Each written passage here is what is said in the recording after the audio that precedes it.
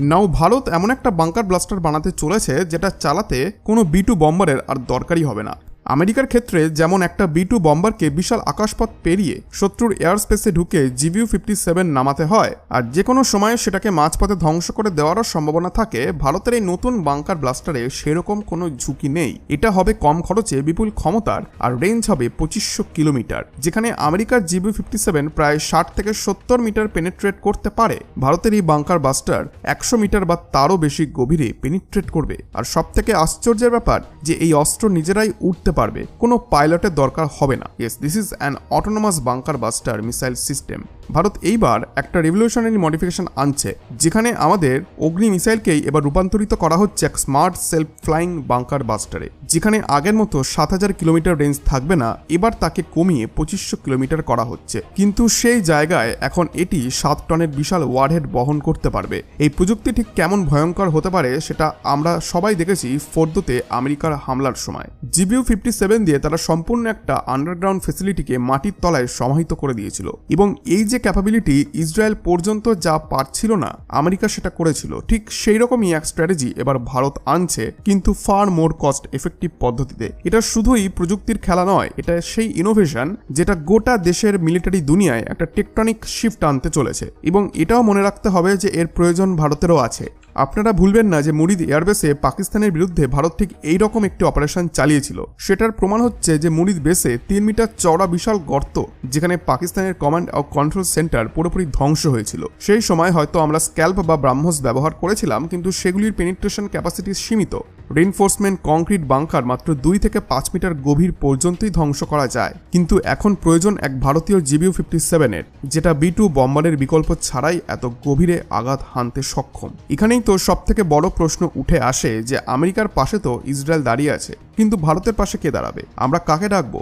কে আমাদের হয়ে যুদ্ধ করবে? দেখুন, ভারত জানে যে আমাদের সুরক্ষা নিজের হাতেই রাখতে হবে, আর সেই কারণেই আমরা এই কাজটা নিজেরাই করছি। আগামী দিনে যদি পাকিস্তানের সঙ্গে যুদ্ধ হয় কিংবা চীনের সঙ্গে সংঘর্ষ বাধে, তাহলে তাদের command and control centre, nuclear storage বা আন্ডারগ্রাউন্ড মিলিটারি হাব ধ্বংস করতে গেলে আমাদের লাগবে একটি high precision deep penetration strike capability. এই কারণেই ভারত তৈরি করেছে নিজের B2 বম্বার্স ও GBU-57 ইকুইভ্যালেন্ট প্রযুক্তি। GBU-57 যেমন 61 মিটার গভীর রেইনফোর্সড কংক্রিটের নিচে বিস্ফোরণ ঘটাতে পারে, এমনকি 8 মিটার পাথরের পাহাড়ও ফুঁড়ে গুহার মধ্যে গিয়ে ব্লাস্ট করতে পারে। এটাই তো ভয়ঙ্কর। আর ভারতের লক্ষ্য এর থেকেও এক ধাপ এগোনো। আমরা অগ্নি 5 মিসাইলকে পুরোপুরি মডিফিকেশন করছি, আর এটা আগের মতো 7500 কিলোমিটার রেঞ্জের ইন্টারকন্টিনেন্টাল ব্যালিস্টিক মিসাইল থাকবে না। এখন এর রেঞ্জ কমিয়ে 2500 কিলোমিটার করা হচ্ছে, কিন্তু এতে থাকবে 7.5 টন ওয়ারহেড, যার বিধ্বংসী ক্ষমতা হবে আগের অগ্নির থেকেও কয়েক গুণ বেশি। By physics it's very much possible. Range কমিয়ে পেলোড ক্যাপাসিটি বাড়ালে ওয়ারহেড অনেক বেশি ড্যামেজ করতে পারে। কিন্তু যেটা সত্যি ইঞ্জিনিয়ারিং মার্ভেল সেটা হলো যে যেটা বিশ্ব বলেছিল যে সম্ভব নয়, ভারত সেটা সম্ভব করে দেখাচ্ছে। এই অসম্ভবকে সম্ভব বানানোর পেছনে ঠিক কি সায়েন্স কাজ করছে, কি কি চ্যালেঞ্জ আছে, এবং কেন এই অস্ত্র ভারতকে বিশ্বের সামরিক মানচিত্রে এক নতুন স্তরে পৌঁছে দেবে, সেগুলি ডিসকাস করব আজকের এই ভিডিওতে। দেখুন, DRDO এই মুহূর্তে তৈরি করেছে একটি modified version of Agni 5 missile, যেখানে অগ্নি 5 সাধারণত 5000 কিলোমিটার বলে ধরা হয়, কিন্তু আমরা জানি যে এর রিয়েল টাইম রেঞ্জ 7000 থেকে 8000 কিলোমিটার। এবার যা আসছে সেটাতে থাকবে 7500 কেজির ওয়ারহেড, যা 80 থেকে 100 মিটার পর্যন্ত রেইনফোর্সড আন্ডারগ্রাউন্ড স্ট্রাকচারের নিচে পেনিট্রেট করতে পারবে, এবং একেবারে মাটির গভীরতায় লুকিয়ে থাকা শত্রুপক্ষের স্ট্র্যাটেজিক ফ্যাসিলিটিকে ধ্বংস করতে সক্ষম হবে। এটাই হবে ভারতের আসল বাংকার বাস্টার। এখানেই শেষ নয়, ভারত এই মিসাইলের মধ্যে এয়ারবাস্ট মোড যুক্ত করারও প্ল্যান করছে। এর কাজ কি হবে? ধরুন কোনো শত্রু এয়ারবেসে আছে যেখানে রানওয়ে, রাডার ইউনিট এবং এয়ার ডিফেন্স সিস্টেম বসানো আছে, তখন এই মিসাইল মাটিতে না পড়েই মাঝ আকাশে ফেটে যাবে, একটা ক্যালকুলেটেড অ্যালটিটিউডে বিস্ফোরণ ঘটাবে, সেই সাথে হাই ভেলোসিটি ফ্র্যাগমেন্টস চারিদিকে ছড়িয়ে পড়বে, যা সেই পুরো এয়ারবেস এলাকাকে একটা ভালো মতো ড্যামেজ করতে পারবে। এমনকি 1 থেকে 1.5 কিলোমিটার এলাকা জুড়ে একটা ব্লাস্ট রেডিয়াস তৈরি হবে। এটা এক ধরনের সাইকোলজিক্যাল উইপন্স, যেটা শত্রুকে আগেই বুঝিয়ে দেবে যে India is now playing a different game altogether. তাহলে এখন ভারতের এইম কি? দেখুন, আমরা চাইছি আমাদের অগ্নি 5 মিসাইলের মধ্যেই এমন এক এয়ারবাস্ট ফিচার যোগ করা হোক, যেটা শুধু নিচে ফাটবে না, মাঝ আকাশেই ফেটে গিয়ে চারিদিক ধ্বংস করে দিতে পারবে। এই ধরনের কাজ যদি আমরা করতে পারি, অর্থাৎ একটা ICBM ভিত্তিক বাংকার বাস্টার বানাতে পারি, তাহলে এটা হবে ভারতের জন্য একটি বিশাল বড় মাইলস্টোন স্টেপ। তবে চ্যালেঞ্জও কিছু কম নয়। প্রথমেই বুঝে নেওয়া যাক যে এই নতুন অগ্নি 5 বাংকার বাস্টার আসলে কি করতে চলেছে। সাধারণ অগ্নি 5 রেঞ্জ থাকে 7000 কিলোমিটার, কিন্তু এই নতুন সংস্করণের রেঞ্জ হবে মাত্র 2500 কিলোমিটার। তবে ওয়ারহেড, যেটা সাধারণত অগ্নি 5 বহন করে 1500 কেজির ওয়ারহেড, কিন্তু এই নতুন সংস্করণ বহন করবে 7500 কেজি, অর্থাৎ প্রায় 5 গুণ ভারী। তাহলে এমন ভারী কিছু এত দূরে যাবে না, ঠিকই তাই, কারণ এই অস্ত্র লং রেঞ্জ নয়, বরং শত্রুর ঘাড়ের ওপর আঘাত হানার জন্য। পাকিস্তানের মতো দেশের জন্য 2500 কিলোমিটারও প্রয়োজন পড়ে না। চীনের ক্ষেত্রেও এই অস্ত্র স্পেসিফিক হাই ভ্যালু টার্গেটসকে ধ্বংস করতে পারবে। এর পেছনে যদি একটু সায়েন্স দেখেন, তাহলে GBU-57 অর্থাৎ আমেরিকার বাংকার বাস্টার, এটির মোট ওজন প্রায় 13,600 কেজি। এর মধ্যে শুধু হাই এক্সপ্লোসিভ থাকে মাত্র 2400 কেজি, বাকি 11,000 কেজি হলো তার কাস্টিং স্ট্রাকচার, ফিউজ আর 5টা মেকানিক্যাল কম্পোনেন্ট। এই GBU-57 পেনিট্রেট করতে পারে 70 মিটার রেইনফোর্সড কংক্রিটের নিচ পর্যন্ত। এখন প্রশ্ন, ভারতের এই অগ্নি বেসড অস্ত্র 100 মিটার পর্যন্ত যদি পেনিট্রেট করতে পারবে, তাহলে সেটা কিভাবে পারবে? ওয়ারহেড তো 7500 কেজি, আর GBU-57 এর ওজন 13,600 কেজি, তাহলে ভারতেরটা বেশি ড্যামেজ করবে কিভাবে? উত্তরটা লুকিয়ে আছে এর ফিজিক্সের ভেতরে। GBU-57 যখন ফেলা হয়, তখন সেটা B2 বোম্বার থেকে নেমে আসে মাত্র 550 মিটার সেকেন্ড স্পিডে, ফলে তার কাইনেটিক এনার্জি অফ ইম্প্যাক্ট হয় half into mass into velocity square, অর্থাৎ প্রায় 2 গিগাজুলস। এবার দেখা যাক যে ভারতের মডিফাইড অগ্নি 5, এটা হলো একটা ইন্টারকন্টিনেন্টাল ব্যালিস্টিক মিসাইল।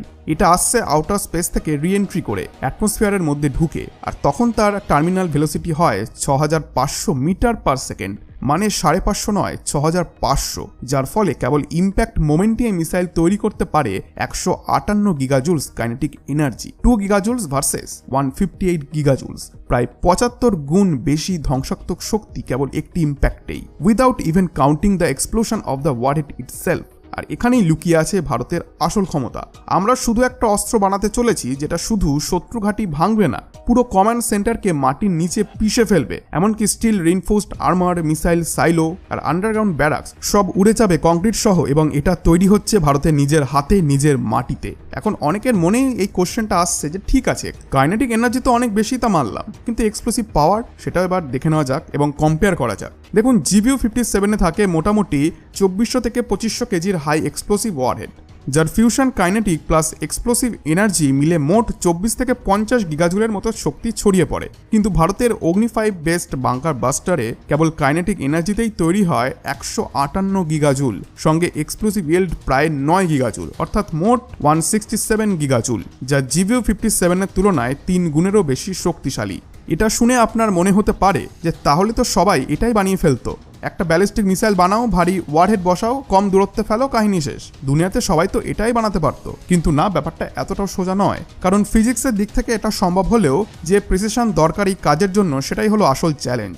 এইটুকুর জন্যই এটা পিওর ইঞ্জিনিয়ারিং মার্ভেল। তাহলে সমস্যাটা কোথায়? ব্যালিস্টিক মিসাইলগুলিকে তৈরি করা হয় নিউক্লিয়ার রিটেলিয়েশনের জন্য, মানে যদি কেউ ভারতকে নিউক্লিয়ার হামলা করে, তাহলে আমরা শত্রু শহরের ওপর রিটেলিয়েট করব। এক্ষেত্রে অ্যাকুরেসি খুব একটা বড় ইস্যু ছিল না। এই কারণেই অগ্নি 5 এর CEP অর্থাৎ সার্কুলার এরর প্রবাবেল হয় 10 থেকে 100 মিটার, মানে আপনি লক্ষ্য বস্তুতে টার্গেট করলেও সেটা 70, 80, এমনকি 100 মিটার দূরে গিয়ে পড়লেও নিউক্লিয়ার ওয়ারহেডের কাছে সেটা কোনো ইস্যু নয়। বাট হেয়ার্স দ্য টুইস্ট, যখন আপনাকে একটা নির্দিষ্ট বাংকার বা আন্ডারগ্রাউন্ড কমান্ড সেন্টার টার্গেট করতে হবে, তখন 100 মিটার ডেভিয়েশন মানেই মিসড টার্গেট। উদাহরণস্বরূপ GBU-57 এর CEP মাত্র 5 মিটার, ব্রাহ্মসের CEP মাত্র 1 মিটার।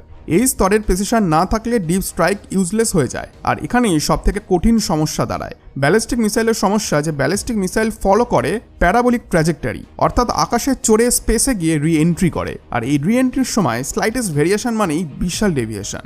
মানে ধরুন 100 কিলোমিটার ওপর থেকে মাটিতে টার্গেট করে আসছে, যদি লঞ্চ অ্যাঙ্গেল বা রি এন্ট্রি অ্যালাইনমেন্টে 0.001 ডিগ্রির মতো ক্ষুদ্র অ্যাঙ্গেল এররও হয়, তাহলে সেটা 70 থেকে 80 মিটার ডেভিয়েশন করে ফেলবে, যেটা বাংকার বাস্টিং মিসাইলের জন্য কমপ্লিট ফেইলার। আর সেই কারণেই 4 থেকে 5 মিটার CEP-তে একটা ব্যালিস্টিক মিসাইল নামানো মানেই বিশ্ব এক অভূতপূর্ণ ব্রেক থ্রু। এটা কেউ আজ অবধি করতে পারেনি, এটা ভারত করেছে। আর যদি সফল হয়, তাহলে ভারতের ডিফেন্স টেকনোলজিতে একটি নিউ এরা শুরু হবে।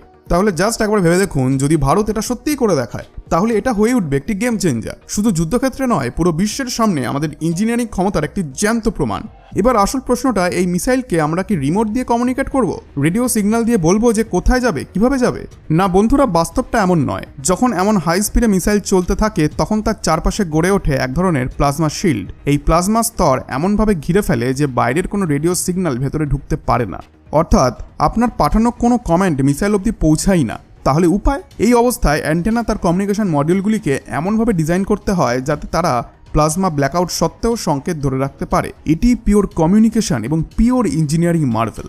এবার আসল ইঞ্জিনিয়ারিং যুদ্ধ শুরু হয়। একটু ভেবে দেখুন যে GBU-57 থাকে 2000 কেজির এক্সপ্লোসিভ, আর তার বাইরের কাস্টিং স্ট্রাকচারাল শেল আর ফিউজ মেকানিজম সব মিলিয়ে 11 থেকে 13,000 কেজি হয়। এটা কারণ একটাই যে এটিকে মাটির গভীরে ঢুকে সবকিছু ছিন্নভিন্ন করে তারপর ফাটতে হবে। এমনকি GBU-57 যখন মাটিতে আঘাত করে তার স্পিড হয় মাত্র 550 মিটার পার সেকেন্ড। সেই হিসাবে তার স্ট্রাকচারকে সহ্য করতে হয় মাত্র 2 গিগাজুল কাইনেটিক এনার্জি। এইটুকু অ্যাবজর্ব করে নিচে ঢুকে ফাটানো এটা ম্যানেজেবল। কিন্তু ভারতের মডিফাইড অগ্নি 5 এটা যখন স্পেস থেকে ফিরে আসছে তখন রিএন্ট্রি টেম্পারেচার হয় 5000 থেকে 10,000 ডিগ্রি সেলসিয়াস। তারপর এটা হিট করছে 6500 মিটার পার সেকেন্ড স্পিডে, যার ফলে ইম্প্যাক্ট মোমেন্ট তৈরি হচ্ছে 158 গিগাজুলের ধ্বংসাত্মক শক্তি। এখন ভাবুন যে কি ধরনের মেটাল, কি ধরনের ম্যাটেরিয়াল সায়েন্স লাগবে এই মিসাইলের বডি তৈরিতে, আর কতটা শক রেজিস্ট্যান্ট ম্যাটেরিয়াল লাগবে। আর একটা জিনিস হচ্ছে ফিউজ সিস্টেম। এই মিসাইল তো একটি বিশাল ওয়ারহেড বহন করছে, কিন্তু কবে সেটা ফাটবে সেটা নির্ধারণ করে ফিউজ। আর এটা একেবারেই কোনো নর্মাল ফিউজ নয়, এটা হলো এক ডিলে অ্যাকশন ফিউজ, যেটা ঠিক বুঝে ফাটবে কখন কংক্রিট পেরিয়েছে, কখন বাংকারের প্রাচীর শুরু হয়েছে এবং ঠিক সেই মুহূর্তে ডিটোনেট করবে। দেখুন, আজ পর্যন্ত কোনো দেশ ভাবেনি যে ব্যালিস্টিক মিসাইল দিয়েই এবং প্রিসিশন বাংকার বাস্টার স্ট্রাইক চালানো সম্ভব, যেটা ভারত আজকে করে দেখিয়েছে। এই অগ্নি 5 মিসাইল আজকের দিনে শুধু একটি হাইপারসনিক মিসাইল নয়, এটা হলো সেই প্রমিস যেটা ভবিষ্যতের যুদ্ধনীতিকে নতুন সংজ্ঞা দেবে। From retaliation to precision, from fire power to smart power. আমরা যদি এটাকে সফলভাবে তৈরি করি তাহলে শুধু ভারত নয়, মিসাইল ওয়ারফেয়ারের পরবর্তী যুগ শুরু হবেই ভারতের হাত ধরে। তাই বন্ধুরা, যদি আপনাদের মনে হয় ভারতের এই পদক্ষেপটা সত্যি এক গেম চেঞ্জিং মোমেন্ট, তাহলে এই ভিডিওটা অবশ্যই শেয়ার করুন এবং আপনাদের মতামত লিখে জানান কমেন্ট বক্সে। জয় হিন্দ।